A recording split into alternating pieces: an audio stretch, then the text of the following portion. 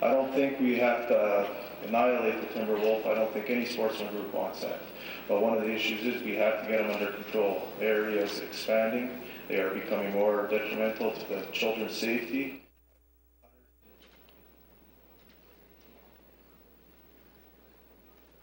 When they're down, everybody is upset. We forget that we... That is not a strictly scientific decision.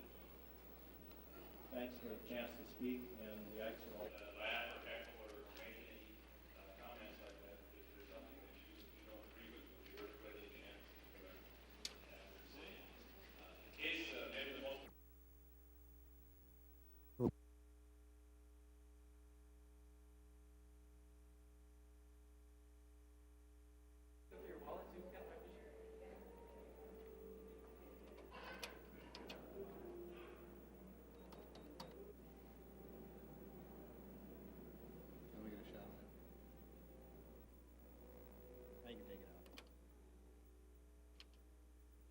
Store, or it could be a bank. So that will all be disclosed to you, though, on your screen. And what you as a customer can do is at that point in time say, no, I don't want to pay that fee.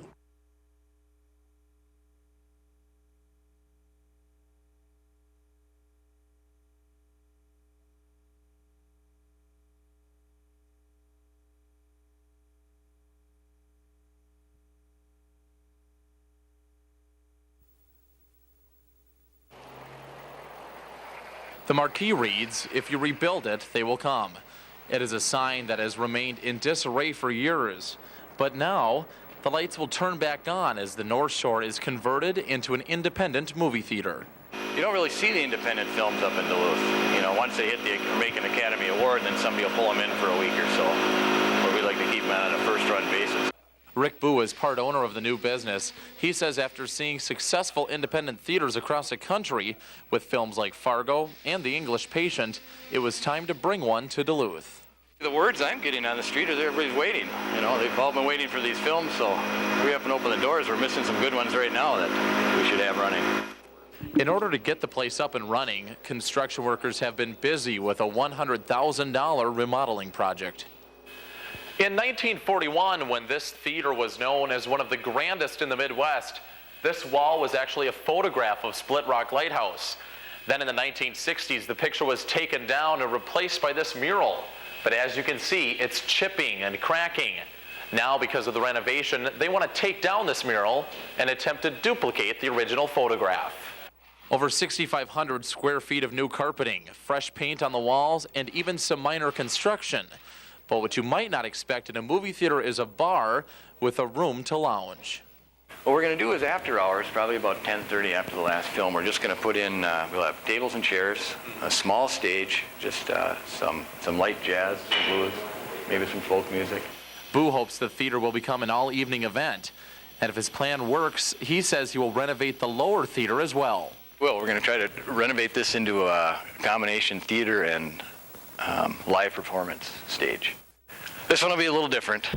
This one, this is going to take a little more work. There's a lot of differences. Heating for one. There's a far bigger space to heat. The height alone is going to bring in a lot of problems, but not too many. But it should go smoothly, I think, once we get our plan set. In downtown Duluth, Adam May, Channel 6 News. That time, we're thinking between 400 to 600.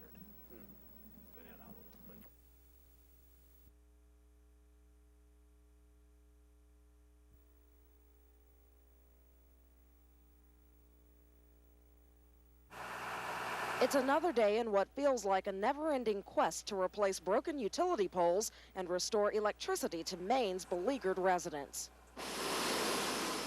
Utility crews from North Carolina arrived at Brunswick Naval Air Station, bringing with them bucket trucks and other much-needed supplies. The main objective that we have is to just help Central Maine get back to some degree of normal lifestyle.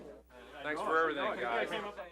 Meantime, Vice President Al Gore met with residents and got a bird's-eye view of some of the hardest-hit areas. In a meeting with the governor, he also brought along some good news from Washington. I would like to request at this moment the declaration of a disaster area for the next level, which is individual federal aid for homeowners and individuals. Approved.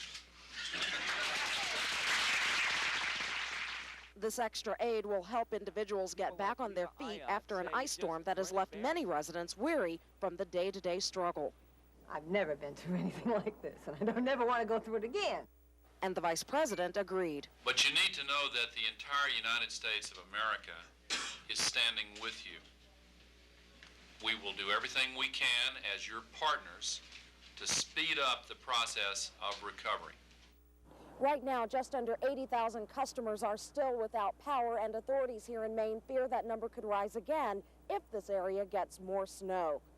Beverly Kirk, NBC News, Sabattis, Maine.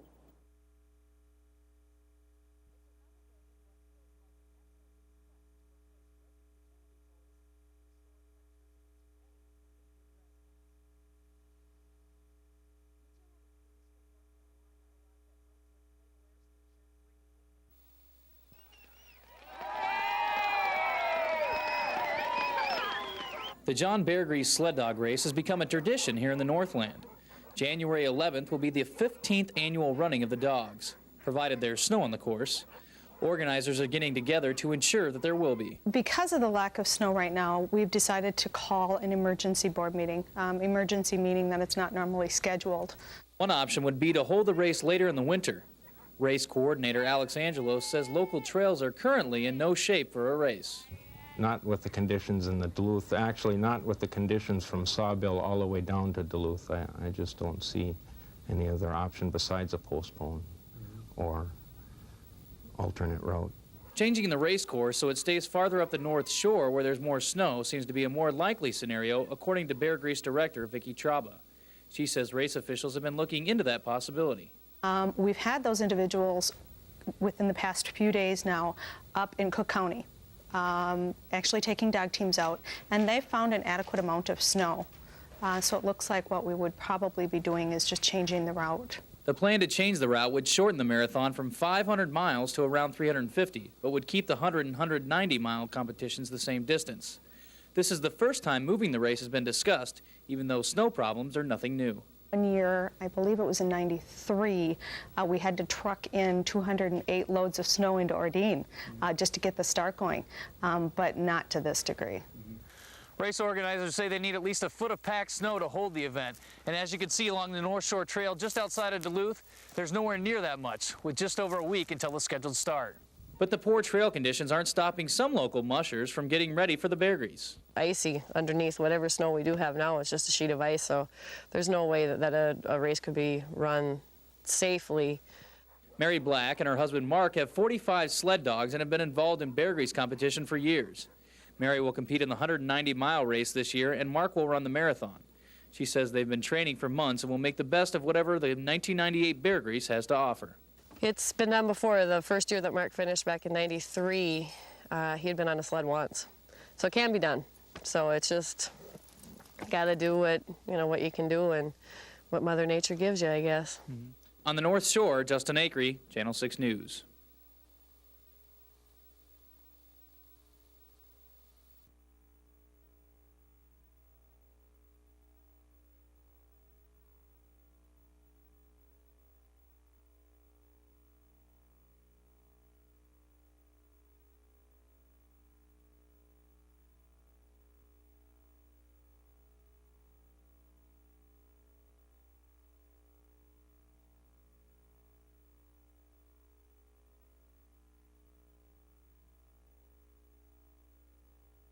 My arm got broken. My leg, I think this is called a fibula, got shattered up in here, and they had to make an incision, put in a steel plate, and they somehow compacted the bone fragments on top of that steel plate.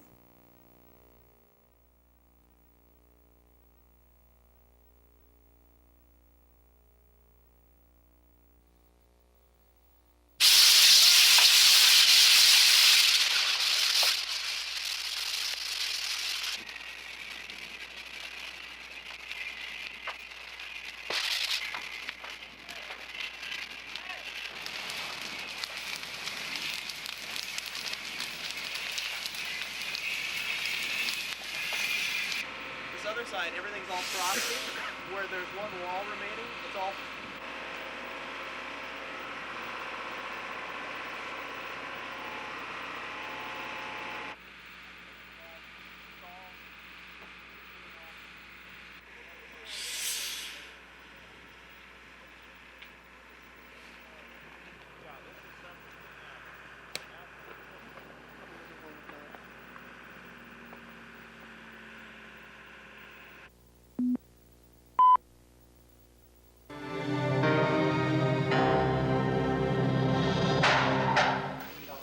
No safe place to hide your purse.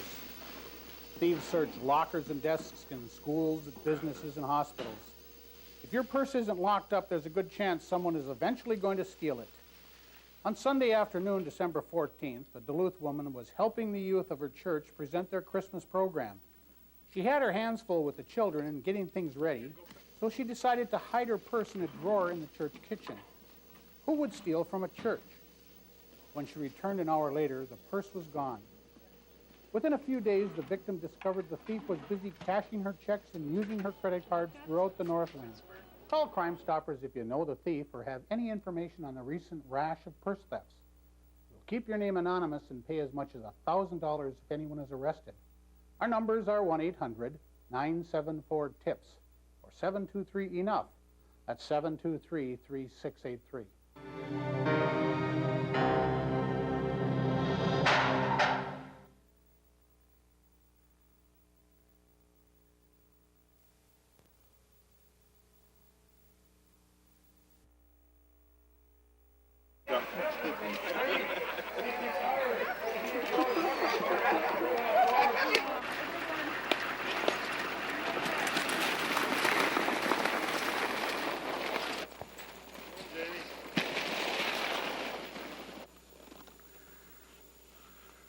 I mean, I like 500 miles, I really do.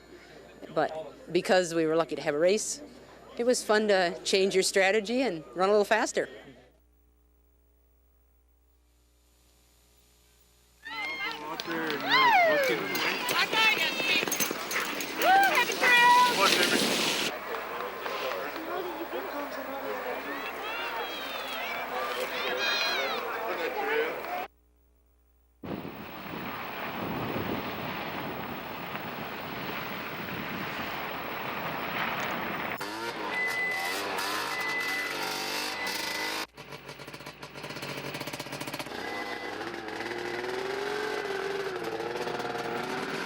I'm happy to see it.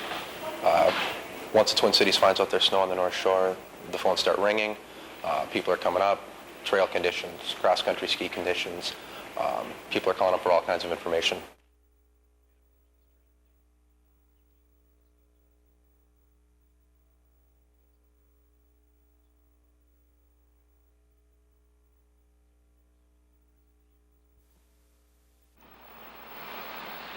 With a fresh blanket of snow on the ground, phones are finally ringing at North Shore resorts.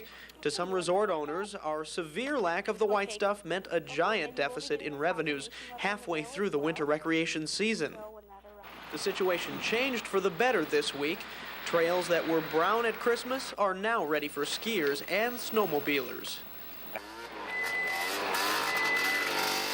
Many businesses relying on winter sports enthusiasts for their lifeblood will need more snow in the forecast to extend their season.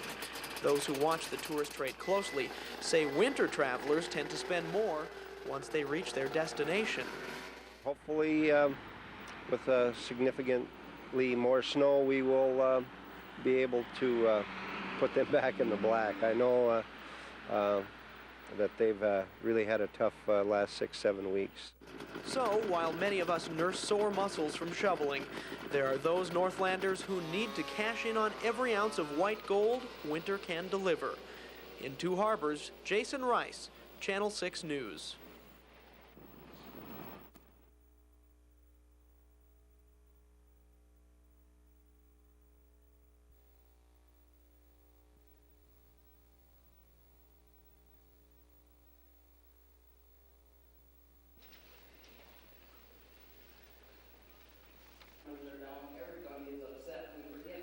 It is important that we let good science and facts play a major role in our decision-making process. But our personal values will also play a role in the decision on whether or not to allow public hunting. That is not a strictly scientific decision.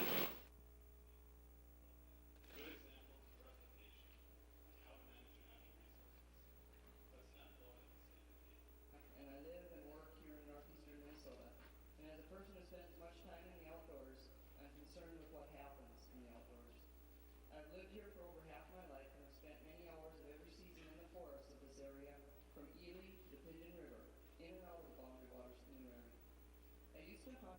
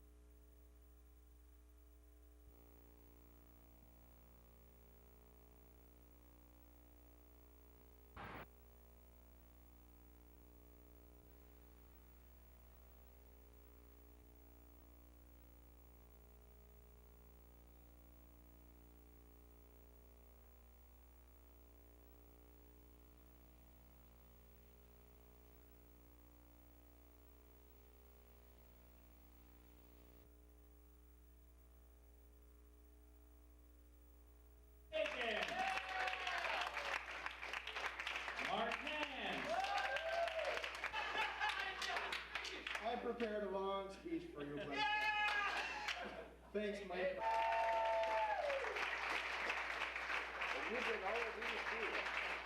Thank you very much. I'm going to make this quick. Well, thanks. I was just putting a bunch of croaky stuff together. I couldn't have done it with my buddy Jay Barnett here in his croaky system. Let's give Jay a big hand. That's who this is.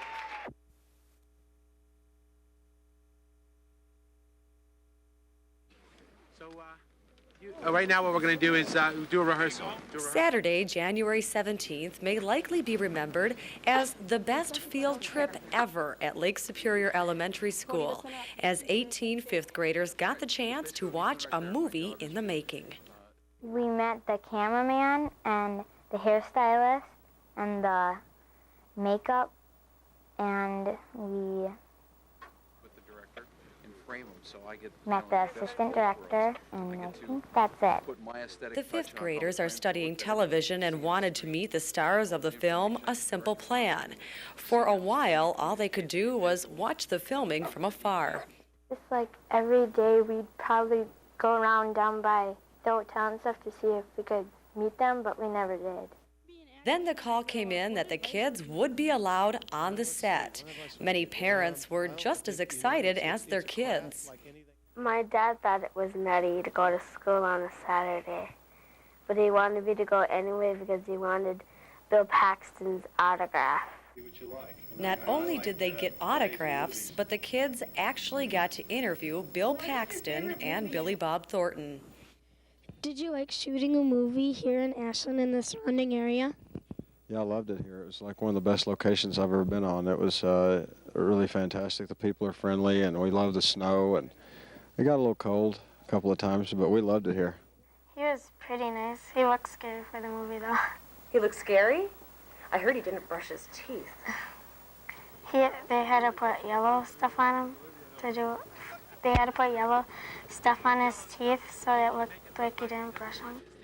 Besides the film makeup, kids were surprised at how many times the film crew would reshoot a scene to make everything look perfect.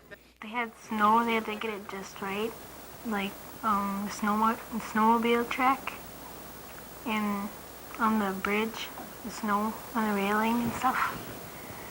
And it took a long time. And the kids' Packer spirit caught the director's eye. Raise your hand if you think the Green Bay Packers are going to win the Super Bowl. Oh, boy. Yes, I know I'm in Wisconsin now.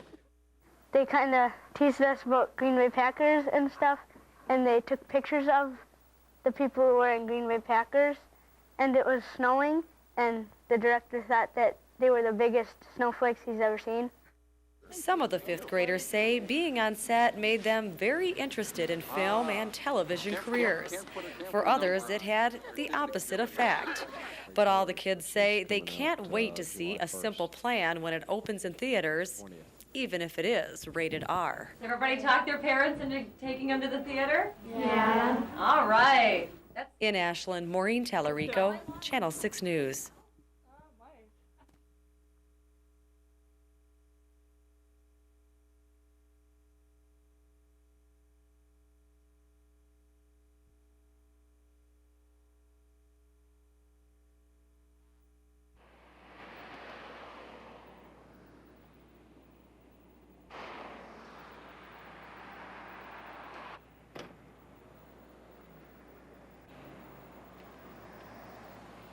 We can put the full resources of the state at their disposal, including local economic development planning grants, revolving loans, and $1.5 million in tax credits through a community development zone designation.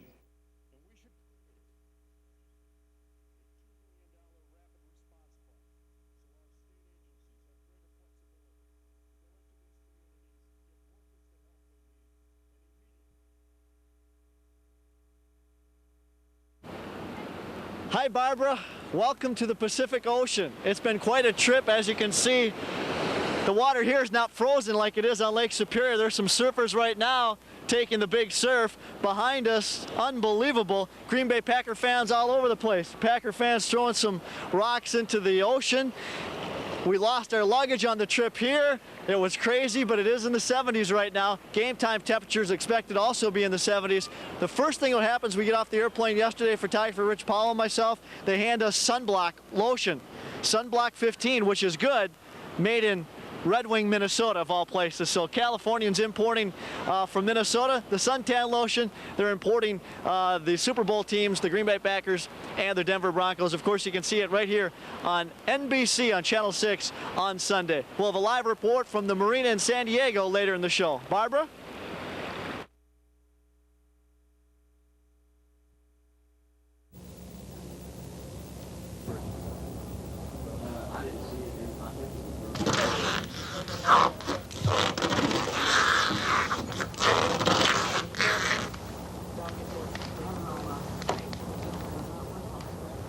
We'll just send them beside her. Here, I'll take them over there.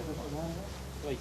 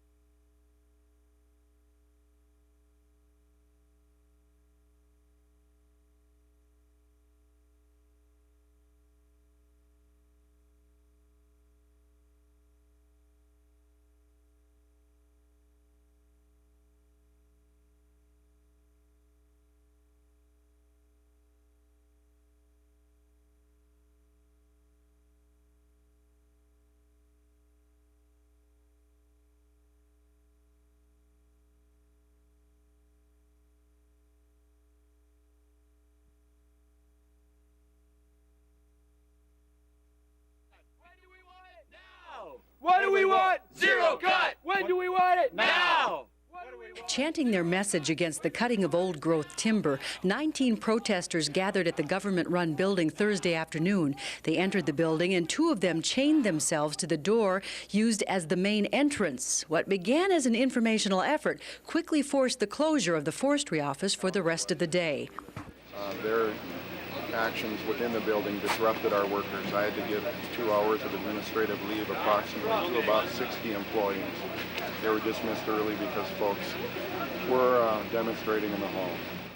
The Earth First group has been very active in the effort to stop the planned harvest of timber in the Superior National Forest. I mean, we want people to know what's going on. Half the Minnesotans, and Americans do not know that public land can even be cut. And it is being cut every day, every night even. They go back and forth all night long, the logging trucks. It's ridiculous.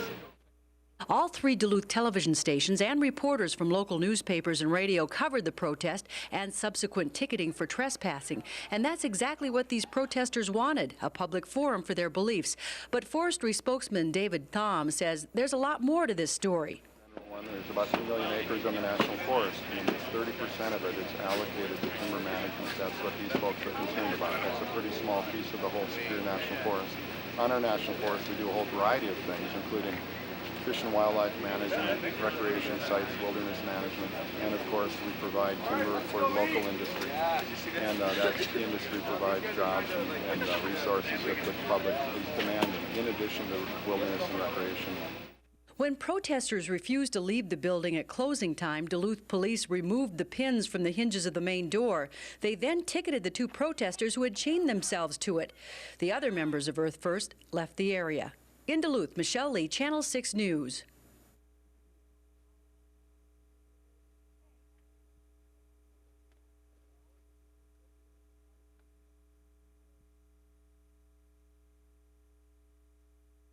We're before the legislature as well in trying to increase the penalty legislature up front so that we can get it done in an effective and an efficient. We're in the beginning stages here now of unfolding the truth. And I think that's going to be our most powerful force that we have in turning this industry around and getting it right, getting it to comply with the laws of the state of Minnesota. See those adopted. We're asking the legislature to make it a felony for a domestic assault to occur in front of a child, because you now have not only the victim of the person who legislature up front so that we can get it done in an effective and an efficient way. Thank you. Real need. We're before the legislature as well in trying to increase the penalties for those felons that are carrying guns and weapons, handguns. We do not believe that that ought to be allowed within the state.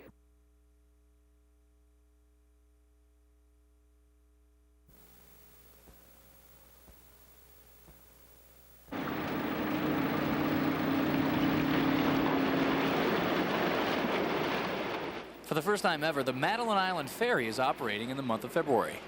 I think on the average, it's about the first 2 weeks in January we usually shut down. And the latest ever that's on record was the 27th of January. And so as this year, it's Groundhog's Day and we're still going. An ice road has usually been formed by now, but not this year. Ferry owner Gary Russell says this is all new to him. Yeah, this is a very unusual year. We would never expect to be running even till the end of January normally, but going into February is really breaking new ground for us. And breaking new ice, apparently. Breaking a lot of ice, yeah. The ice is only a few inches thick and has to be at least 10 before vehicles can go on it. That's kept the ferry in demand, and the situation is drawing mixed reviews from passengers. But this is definitely the way to go with a ferry boat thing. I want the ice road. Almost everyone does, because when you don't have an ice road, you can't go anywhere in the evening in the wintertime. You have to stay overnight, and it gets expensive. I mean, and when you got the ice roads, you can come and go at will. Many have to change their schedules because the ferry only runs until 5:30 this time of year. During the tourist season, it goes until 10:30. That isolates some of those on the island that don't have snowmobiles to get across when it's convenient for them. Russell says keeping the ferry running isn't a financial move, it's one of necessity. We have a obligation to our local people, and we have people that ride with us all year round that work on the mainland or work on the island or need to get back and forth, and we're going to stick with them. The ferry is even on call for emergency situations. We do have one lady that's ready to deliver any moment, so we're kind of watching that one too. So you guys are on call for that? We're on call for that too. The woman has an inside track since her husband is a ferry captain. Everyone else will just have to make the best of it until the warmer temperatures and better ferry schedules arrive come spring. In Bayfield and La Pointe, Justin Akery, Channel 6 News.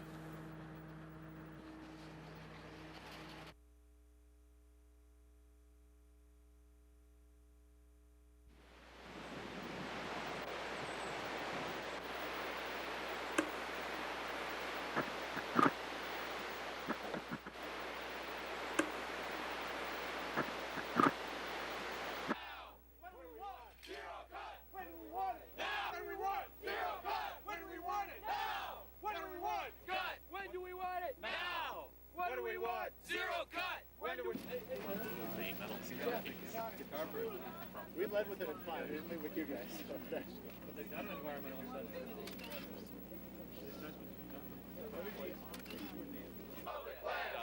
No commercial logging.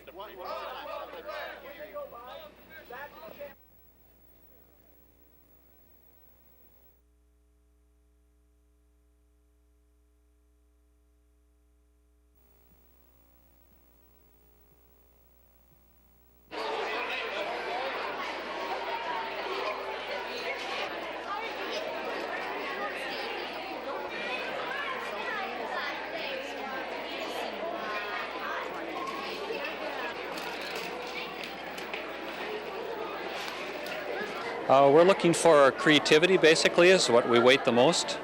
We're asking students to solve a problem and come up with an idea for either helping someone or maybe an improvement on an existing product.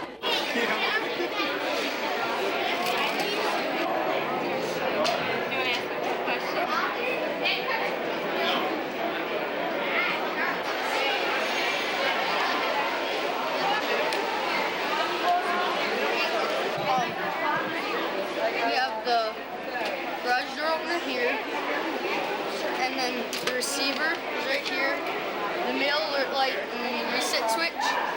And when the mailman comes, the light goes on.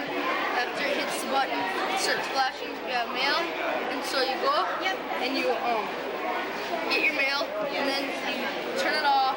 When you get back in the house, turn it back back on, and that means you have electricity to your light when it goes on.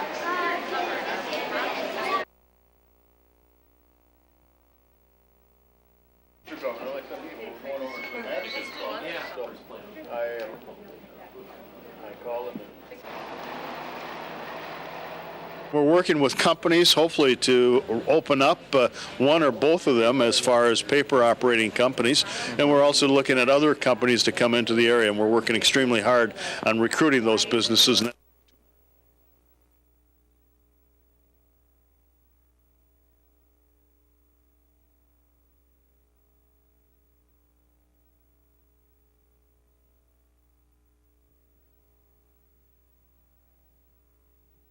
Do it in such a way that it's not an insult. Okay, revise slightly what your proposal is. If you have not changed your mind, then what you do is you offer all those parks along the shore, but you're talking about You learn a lot more about it, and you get you get to know a lot of both why people don't want it and why people want it. Right, you're right, that this would be, even though it's a state park, what you're wanting to say is it's more like an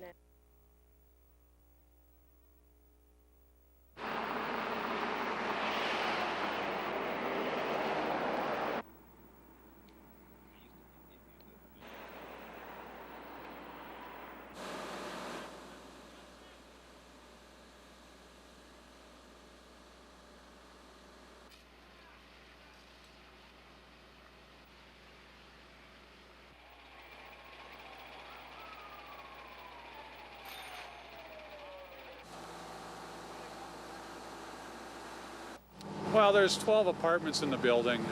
And the whole lower, the basement was totally engulfed in flames. It spread to the upper first floor, then to the upper floor. It had to work its way through until it got the roof. Yeah, I want somebody else. I want somebody who's going to fly over. Oh yeah. Catch them. Oh, yeah.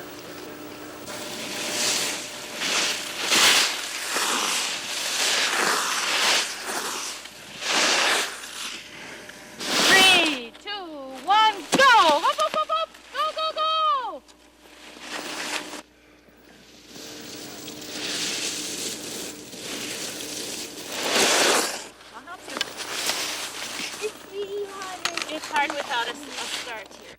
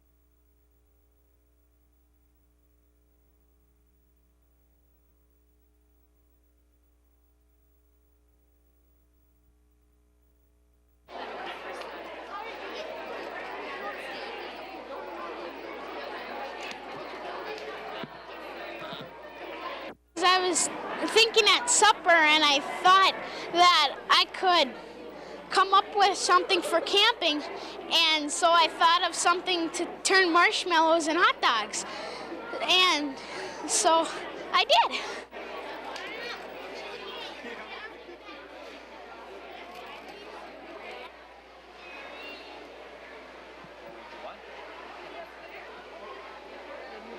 A couple of the inventions.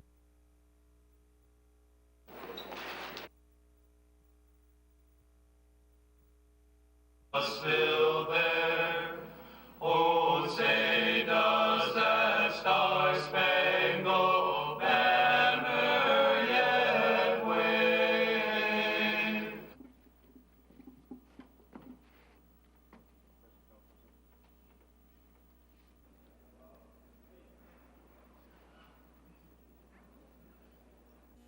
To assume command is a moving experience. I wish each of you could sense the feelings I have today. The sense of awe at being here, the sense of wonder at the moment. I wish you could feel the great pride I have in each of you and the sheer joy of being in command of this distinguished organization.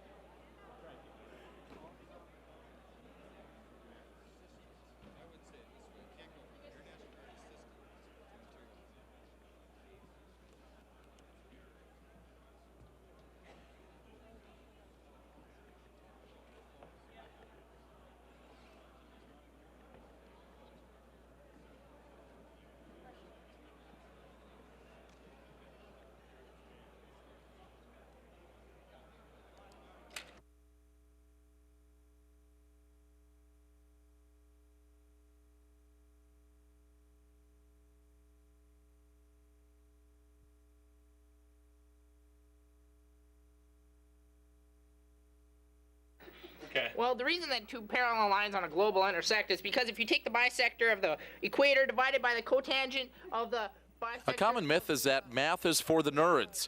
And by looking at Ben, you might think that's true. But Ben is actually dressed up for homecoming week at Cloquet Senior High School.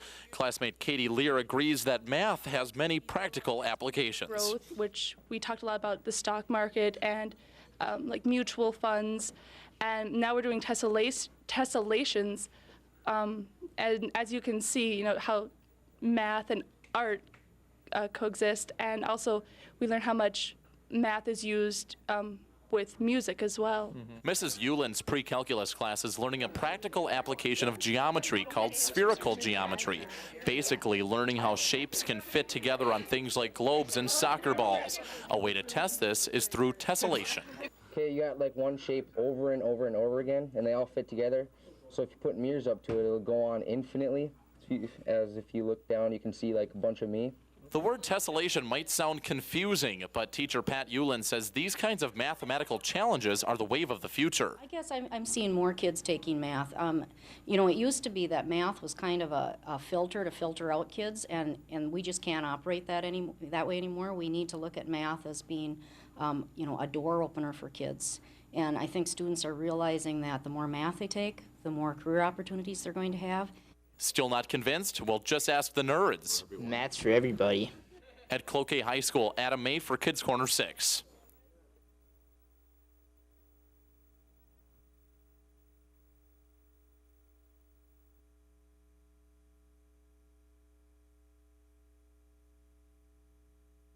Attention Wisconsin residents. Are you unhappy with the way you look on your driver's license? If the answer is yes, then you're not alone. It looked like if you took a copy off or sent a photo through a computer, it didn't look like a Kodak moment, I guess you might want to say. The Wisconsin Department of Motor Vehicles is taking that kind of comment to heart. The DMV began issuing a credit card style license last September, but after receiving many complaints about the pictures on the licenses, new lenses will be installed on all the department cameras across the state. Danielle Thompson has a friend who's unhappy with her license photo. It just looked real fuzzy and it wasn't very clear. Looks kind of fake. She didn't like it? No, she didn't. People began logging complaints right after the change, and it hasn't stopped. Some say they don't know what all the fuss is about. They're all right. I don't have any problem with them. But many others do. I don't like it. He makes me look older. Yeah? Yeah, there's shadows. State officials hope the new lenses will correct that, but some, like Thompson, may never be happy. She has an old license and is holding on to it as long as she can. She says if she had her way, things would go back to the way they were before any changes were made. Personally, to me, it's just a license. I mean, I don't really care either way, but if I had my choice, I'd go back to the old ways, the old one. In Superior, Justin Akery, Channel 6 News.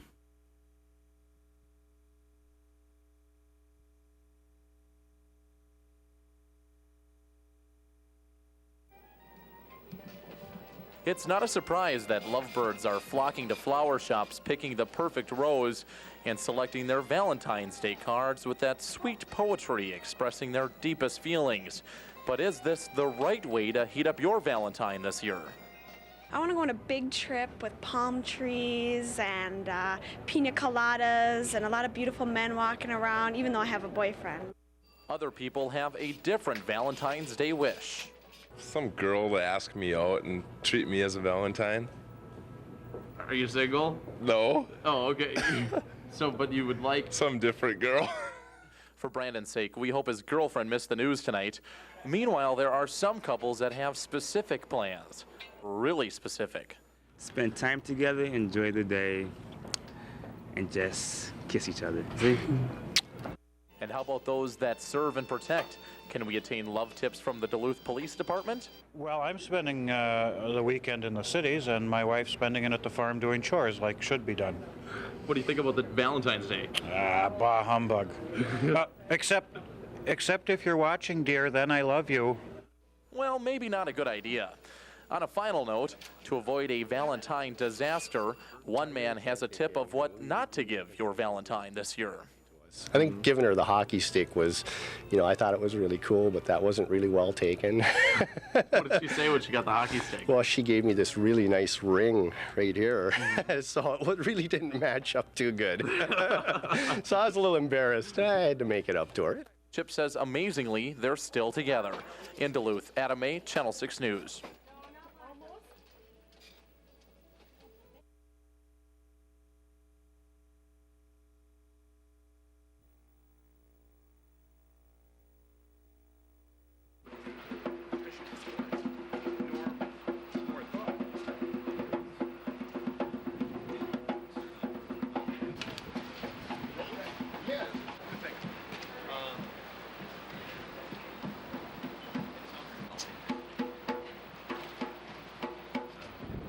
It's also the anniversary of the bombing of their shelter.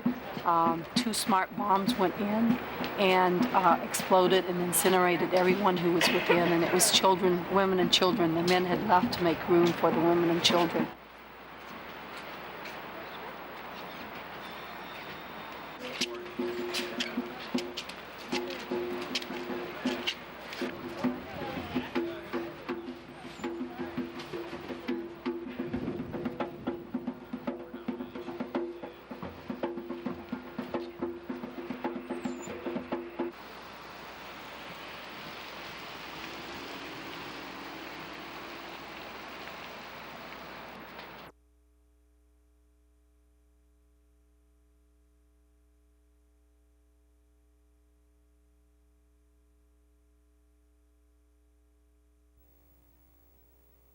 Canned fruits and vegetables. Nourishing.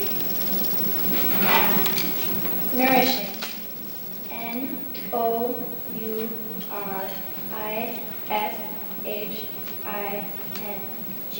Nourishing. Correct. R-E-P-R. Keeper at the plant for 14 years. Bookkeeper. Scholar. Scholar. T-O-R. Or.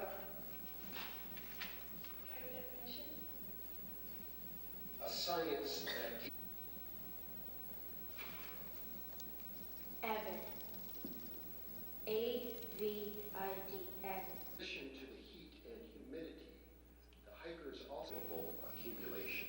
Flurries. Flurries. F-L-U-R-R-I-E-S. Flurries.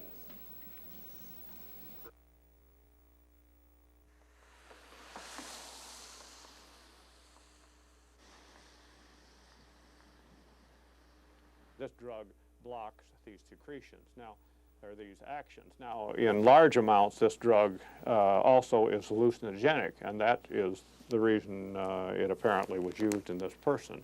And the problem is that the margin of safety between a hallucinogenic dosage and a fatal dose is very small.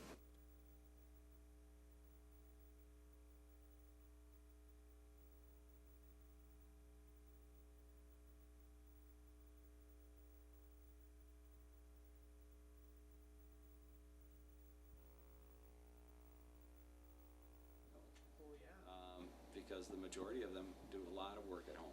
You can't get all your, I know it's like you can't get all your correcting done. No.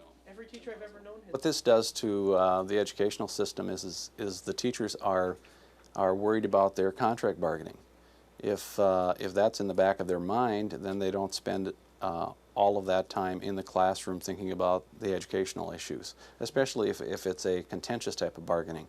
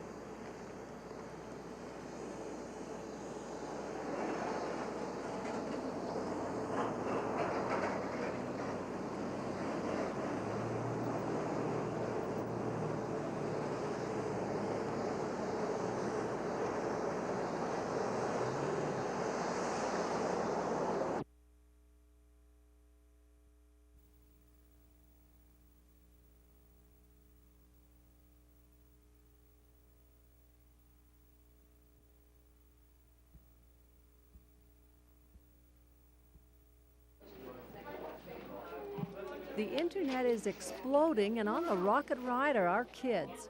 There's a world of information at their fingertips.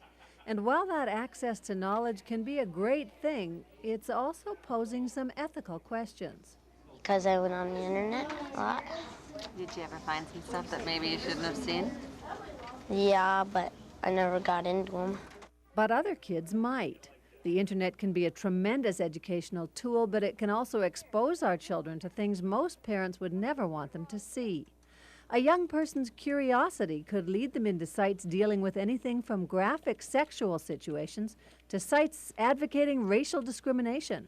There's so much of it out there that I have to, as a parent, I think I have to watch it very carefully so that I know where my kids are, and I have to make sure that I know where they're going and where they've been. In an attempt to block out student access to inappropriate information, the Arrowhead Regional Computing Consortium of Duluth was asked by a group of school superintendents to put filters on their computer systems. They had to try and prevent the kids from getting into some of these bad sites. They know they don't have a foolproof situation in place right now, but they know it's better than having nothing at all. The filter blocks access to 7 areas which the superintendents have agreed have no educational benefits.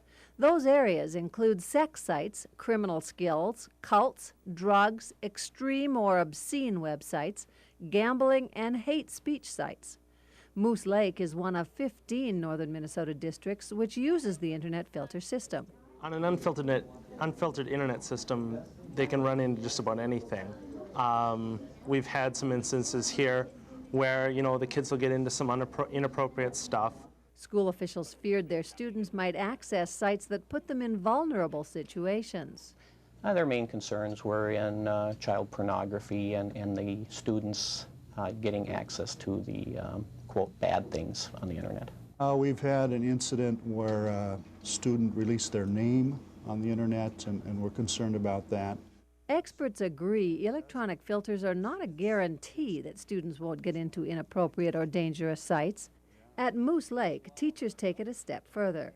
Not only do they use a filter and have an acceptable use policy, they also require adult supervision while students are using the internet. The students we talked with think that's a good idea. I think it's good because the internet now, if you use it, you might accidentally just get in there and it's not appropriate. But there are major drawbacks to filters, like the unintentional blocking of legitimate research. Some critics go so far as to say filters are nothing short of high-tech book banning. In Duluth, Barbara Riles, Channel 6 News.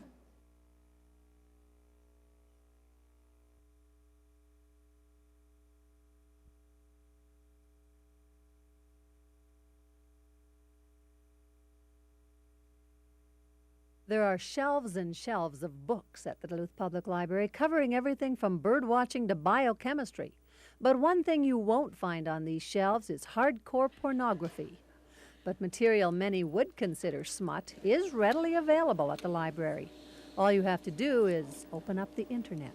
The internet is different because it all comes in the package. The information superhighway is full of all kinds of sites most parents would never want their children to browse.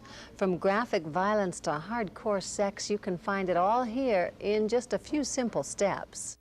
Graphic scenes like these that we found at the Duluth Public Library have some federal lawmakers very concerned.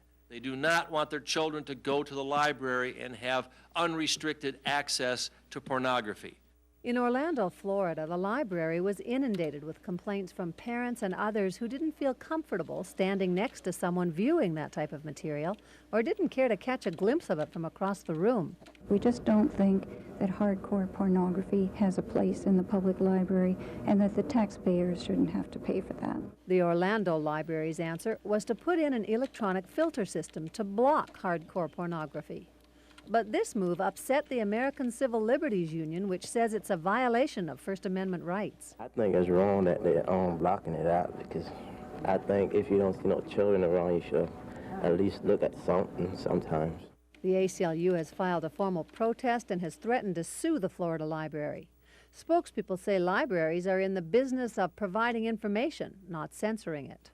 While many are watching to see what happens in Orlando, the Duluth Library has already made a decision. No filters, no censorship. We've decided not to filter for several reasons. One is that we've taken a proactive approach and simply wanted to make it available and then try to steer people in the right direction. But Duluth's conservative Christian Mayor Gary Doty isn't happy with that decision. I don't like that kind of material being shown anywhere in our library. If I had my way, I'd say shut it off and let's not do it. That probably wouldn't fly legally, but again, I'm willing to challenge the system too. Doty told I-Team 6 he's planning to pull a committee together to look at the best way to handle this problem. But even if filters were installed, there's concern that they don't work. Many say they're easy to get past, and when they do work, they can block access to legitimate information. For example, a block on the subject of sex might stop a student from researching sexually transmitted diseases or birth control. You know, if you have a topic on sexual harassment or something like that, and if it's blocked off, you're not going to be able to get onto it. You know, it's one less research source. Library spokespeople say they welcome a discussion on the subject, but will stand by their decision not to censor information. It's a really complicated issue, and I won't deny that we rely somewhat on Minnesota Nice. And so far, that's been pretty successful. In Duluth, Barbara Riles, Channel 6 News.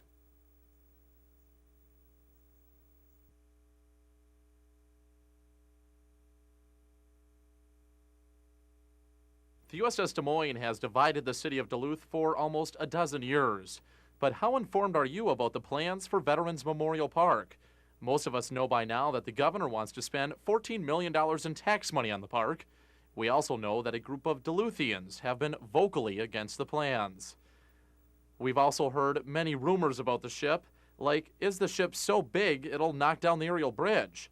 Tonight, Channel 6, along with WDSE, will try to put these rumors to rest and bring you the facts. Hopefully, people who watch this show tonight will see real information, real facts, because the people on either side are going to be there to call each other on it if somebody's trying to, pull the wool over your eyes. So. Tonight, Michelle Lee and WDSE's Jim Newman will host a panel of 4 people who will tackle that issue. For the pro-Des Moines side will be Tanya Kozicki from Governor Carlson's office. She has been handling the legal issues surrounding the Des Moines. Terry Mattson from the Duluth Convention and Visitors Bureau will also attend in favor of the ship. He will try to sell the local economic impact the park could have. Against the ship will be Duluth City Councilor Dale Swapinski. For rookie politician, Swapinski has been a vocal opponent to the plans. Also, a naval veteran against the plans, Tom Morgan, will attend. Morgan is also the director for the Center of Study of Peace and Justice at St. Scholastica. I'm expecting some very emotional debate on tonight's show. I think people on either side of this issue feel very strongly on their positions, and we think that we've lined up a real good group of people for tonight's show. All four guests will take phone calls from viewers and answer questions and challenges. Will the USS Des Moines be an asset to the city of Duluth, or will it be a waste of tax money? These are the questions you can expect to be answered during our one-hour special. Adam May reporting for Channel 6 News.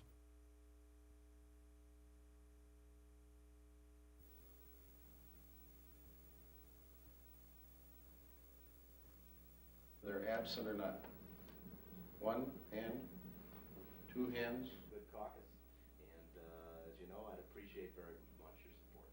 So thank you. A set of standards in our school that are higher that we have. We're going to succeed or fail based on how we invest in our people. And I think if we build that kind of education system, and if we do a better job in the areas of crime and violence, and we're able to make those kind of investments in our people without raising taxes, I think we can seize the opportunities for our state's future and continue to be on the cutting edge and have a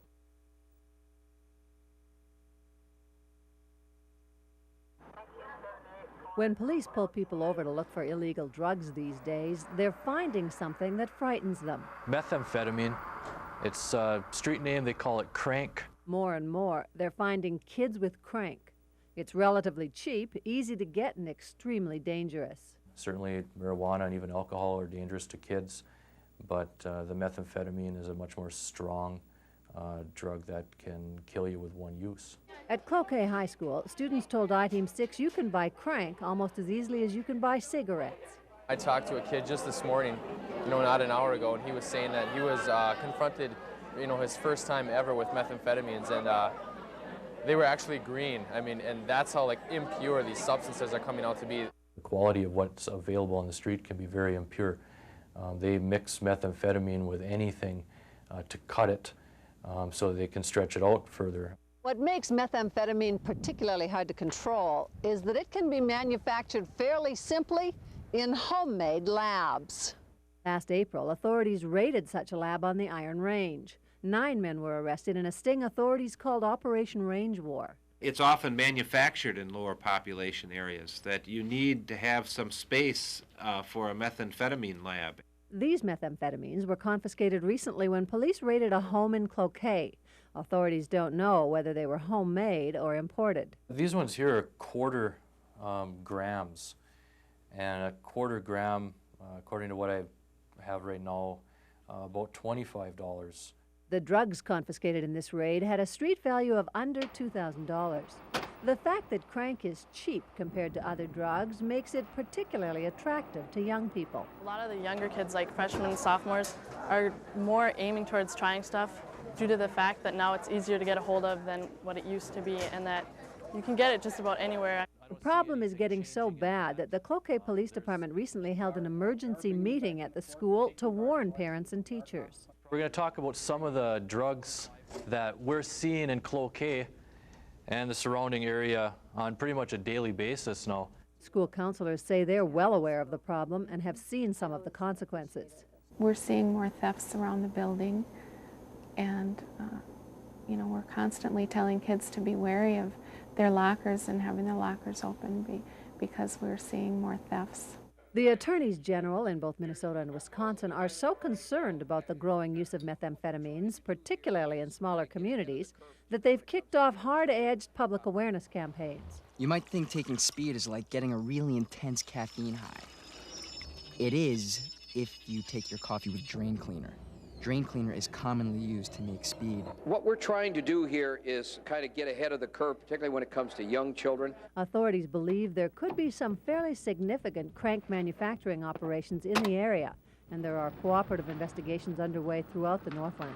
But because methamphetamines can be made with legal substances in homemade labs, it's a tough problem to crack.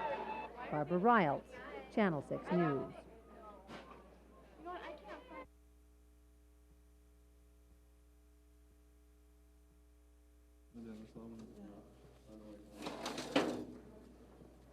Beautiful.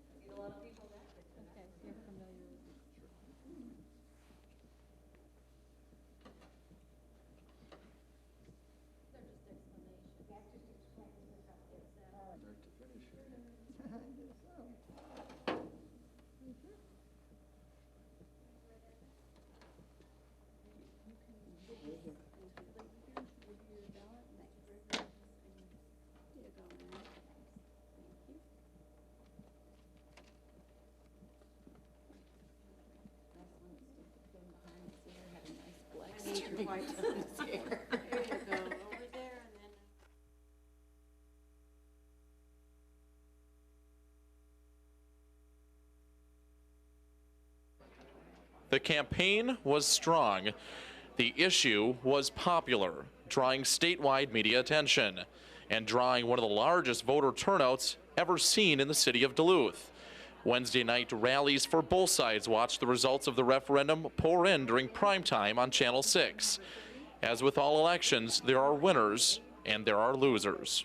The governor, powerful business interests, organized labor, all that money against what? The people. None of us made a nickel off of this. In fact, most of us spent our own money, and yet we won. That's really a marvelous thing. It's a wonderful feeling. My instinct told me that the opponents were going to sink the Des Moines, but I was especially pleased with the wide margin. The referendum proved that a majority of Duluthians are against the state spending $14 million in tax money to create a Veterans Memorial Park with the heavy cruiser Des Moines as a centerpiece. It also sends a message to DETA that voters don't want the waterfront land known as Slip 4 to be sold to the state. But is the project over? Tanya Kozicki from the governor's office says yes.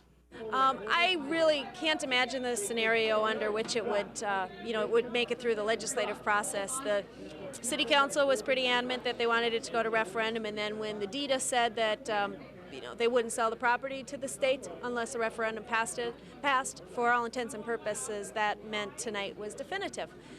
And with respect to the legislature, I just can't imagine that they are going to try to put $14 million more into this project when the citizens spoke tonight.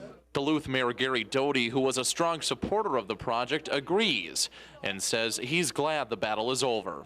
The park with the USS Des Moines is not wanted in Duluth, and as I said, I will abide by that decision. The only way the ship could still come to the waterfront would be if the land were condemned, taken by the state, and legislators approve funding for the Des Moines in a city that would rather see it scrapped. A scenario that lawmakers say is 99.9% unlikely. In Duluth, Adam May, Channel 6 News.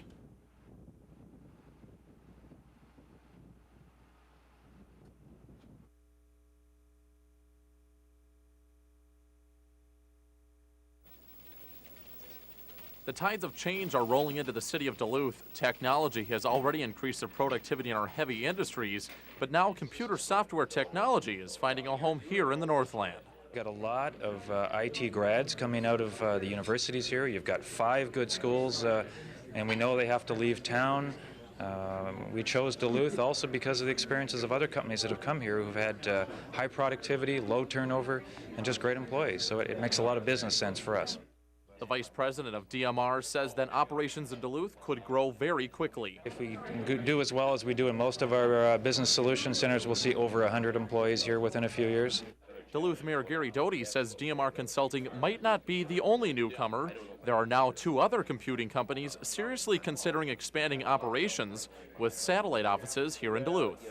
It is the beginning, we hope, of much more to come. The types of jobs that our college children can have when they come out of school. They don't have to leave town. We're exporting like crazy now. And also those thousands of people that have left that want to come back to our community, plus those that have never lived here that know what a great place it is. They've been here to visit, and they may want to work here as well. If Duluth becomes a computing hub in the Midwest, economic changes are on the horizon. 2 more companies could mean many more jobs, not only in computing, but in various career paths. To draw a long-term comparison, Eau Claire, Wisconsin has recently seen an influx of computer manufacturing and consulting companies. The additional jobs have led to new housing and retail developments. City spokespeople in Eau Claire say bringing computer companies to their town created an economic boom. In Duluth, Adam May, Channel 6 News.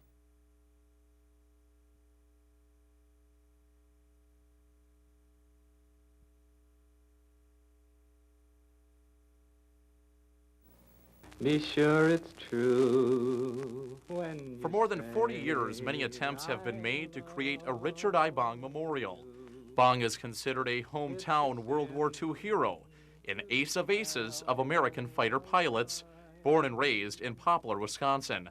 Finally, that memorial is just steps away from reality. It's primarily to honor all those people who did so much for us in World War II, and also as an educational facility. This isn't just going to be the plane, it's going to be an educational format and a heritage center for people to learn not only what the veterans did, but what the home life was here like when while they were over there fighting for the war too. Wisconsin Governor Tommy Thompson has promised $1 million state dollars for the project. The rest of the money would come from donations and corporate sponsors. There are many proposed sites across the city of Superior for the Bong Memorial. One of those sites is here in the Barker's Island area, but not everyone's happy about that move. Well, it belongs here. He grew up here, he's buried here.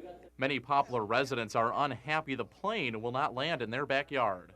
I taught at the school here for 29 years, and we used to take the children out around that plane and explain to them, you know, where it came from and why it was there.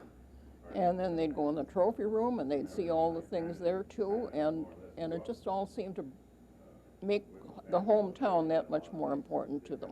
They came to a point where they weren't getting the support from corporate America and felt that if they brought it to Superior, at least the project would then be completed and everybody could learn what's going on. The reason for the move to Superior is a financial one. The project director says corporate sponsors want promises of maximum visibility before signing the check. We don't have the luxury of going another 10, 15, 20 years as they have up to this point. The opportunity is there now. We need to seize the opportunity. And you don't do it, sadly, with $1 bills and $2 bills. I mean, those are lovely and important to have, but we could be doing that for the rest of our lives. Wisconsin lawmakers still need to approve the $1 million promise from Governor Thompson to make the long-awaited memorial a reality. Adam May, Channel 6 News.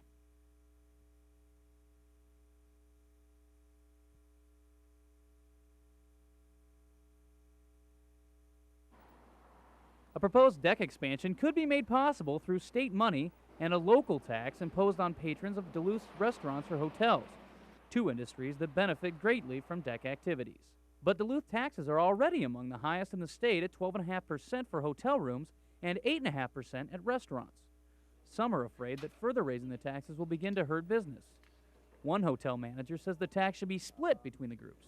We feel the best approach would be to share the expense through both organizations, in other words, through restaurants or food and beverage facilities as well as hotels. That's a possibility before the council, but how much money the state will be able to come up with is still up in the air, according to Councilor Marcia Hales. The state now is down to 14 million maximum, and there is a strong possibility it could dip as low as 8 million. That would leave quite a gap for us to have to come up with. The DEC's executive director says the project will be prioritized and organizers will make the best of whatever is given. We'd like a 21,000 square foot ballroom. You know, if that has to be phased back to 17,000, it's still, we're in a lot better shape than we are now. If we'd like 10 meeting rooms, but if we end up with 7 or 6, that's just the way it is.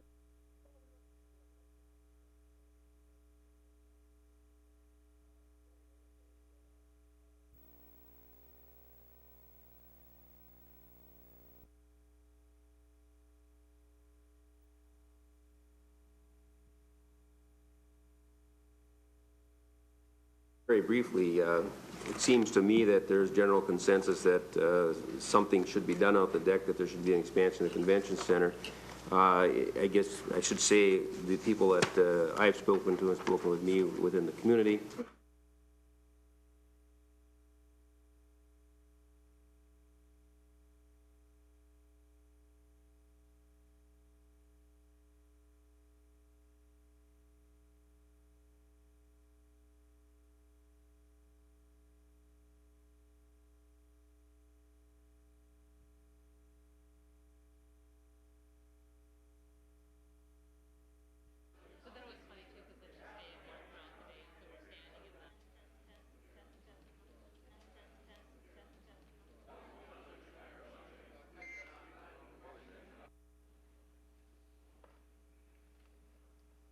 Our lake is a valuable resource.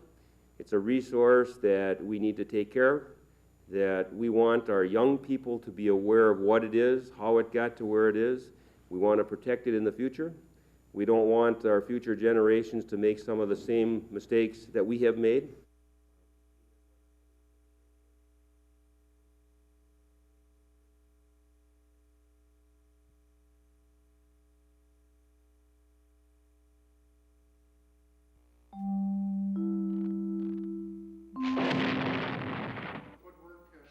In 1990, Jay Erkenbach and a group of friends began a company called Minnesota Wild.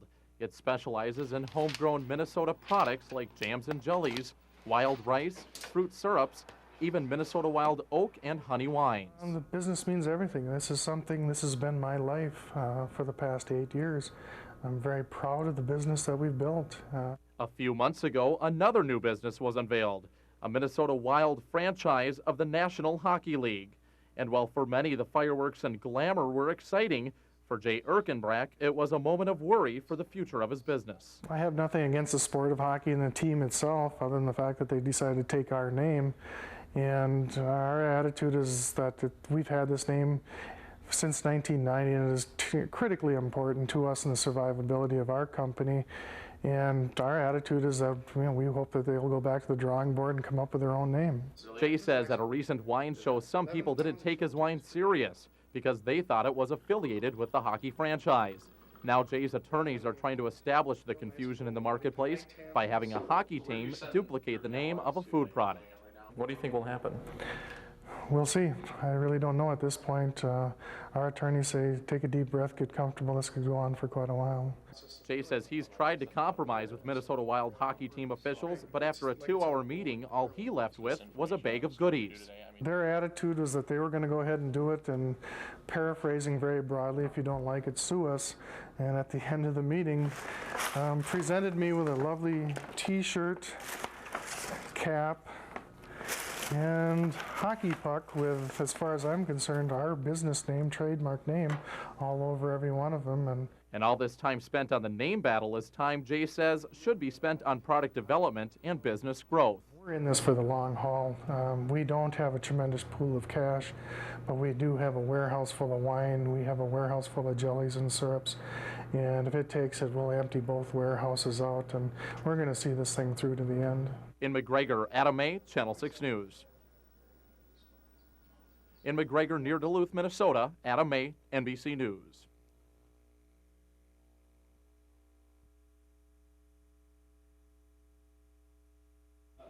Okay. The top button, you hold it down and keep moving.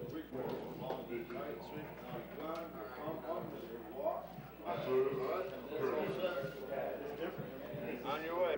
Any of you want to try? I don't know. I didn't think it was that great. It could have been better. It was real herky-jerky, and I thought it wasn't too bad. I kind of thought I was like the lawnmower man, you know? I was like running around. So it wasn't too bad.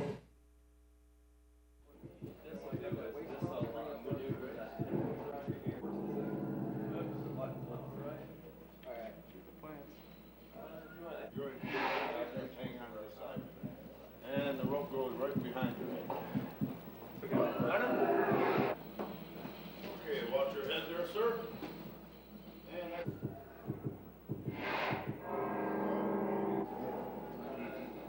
so again, any of you want to try? Which you have to load up there.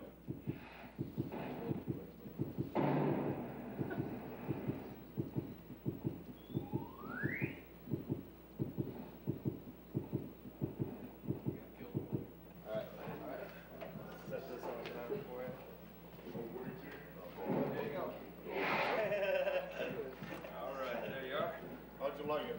I liked it a lot.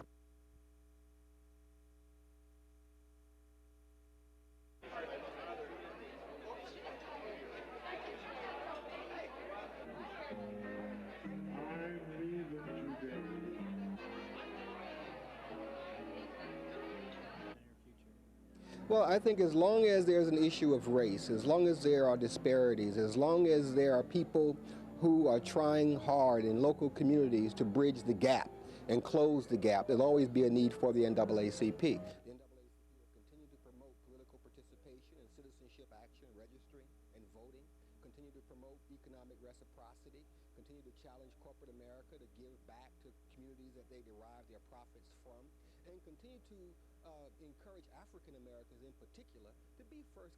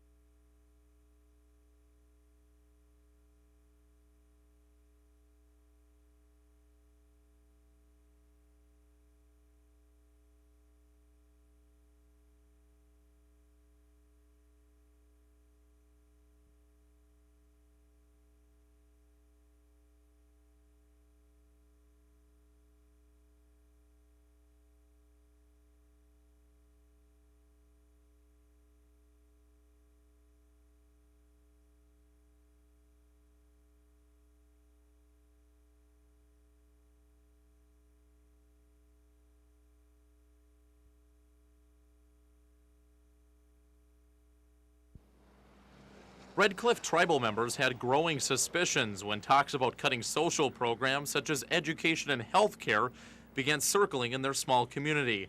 In a public forum Monday, the treasurer released the truth. More than $1 million lost and unaccounted for. He was fired. I can't say at this point whether there was abuse of that. Of course there was, but I mean, it's really hard to sort out for us until after a federal audit and everything is complete. 14 tribal members admit to taking excessive payroll advances. An exclusive bookkeeping record obtained by Channel 6 shows that between $3,000 and $86,000 have been borrowed out to elite tribal members over the last year.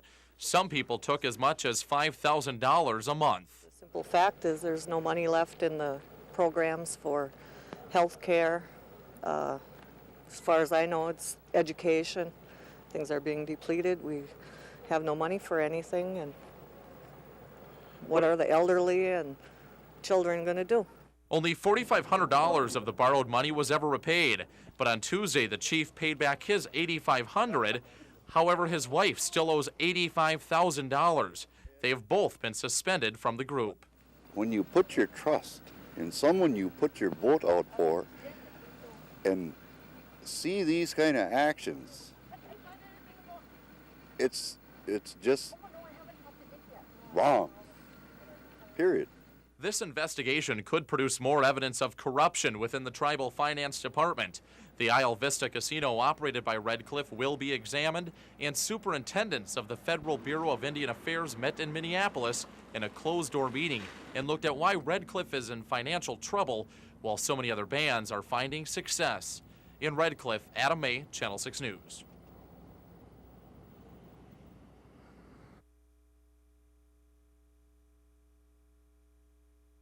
Can I please collect the papers?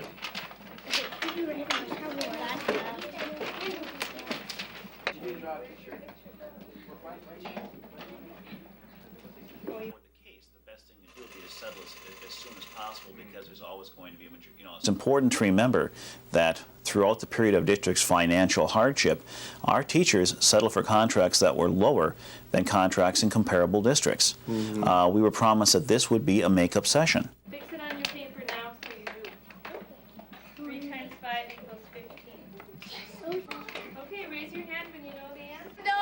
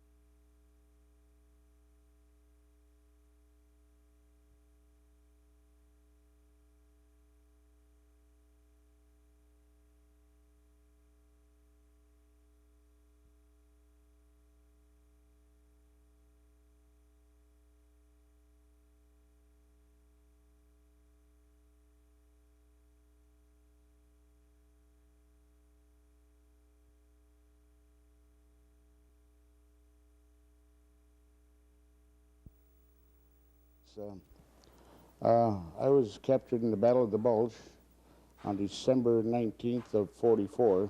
That's October 5th of 1944. I was with the 8th Air Force, and on our 17th mission, we got shot down. Ex-prisoners of war say they'll always remember the day they were captured. For them, it was one of the scariest days they can recall. Already short on food and sleep, many prisoners were faced with almost certain death. And Dr. Shadish surrendered us to save the wounded.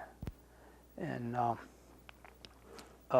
it didn't quite work out that way. As far as I know, the wounded that couldn't walk were shot, and the rest of them were rounded up and put on the road. Ex-prisoners of war say camps in Germany during the Second World War were uncomfortable at best, and sickness ran rampant. We were burying anywhere from a dozen to as many as 3 dozen a day. Once in a while they'd bring in a big kettle of dirty soup, looked like dishwater, and if you were lucky enough you might find a little piece of meat. You didn't know what kind of meat it was, you just ate it regardless. They didn't have bunks, we slept on the floor. There wasn't room for me on the floor, so I had the honor of sleeping on a table. The men still find it amazing they survived. Another common and vivid memory the men share, regaining their freedom and having a hot meal. It consisted of 2 eggs, 2 pieces of toast, and a serving of oatmeal, and a cup of tea. And I ate 4 of those breakfasts. You wonder, you spend a lot of time wondering how you survived. You don't know. Just wasn't your time, I guess. Now, the men speak openly about their experiences to remind us all the price that was paid for our freedom. Me and Adam are from southern Carleton County. Oh, really? I'm from Moose Lake. Oh, born and raised there. He's from Sturgeon Lake. I actually live on Coffee Lake. My parents still live on Coffee.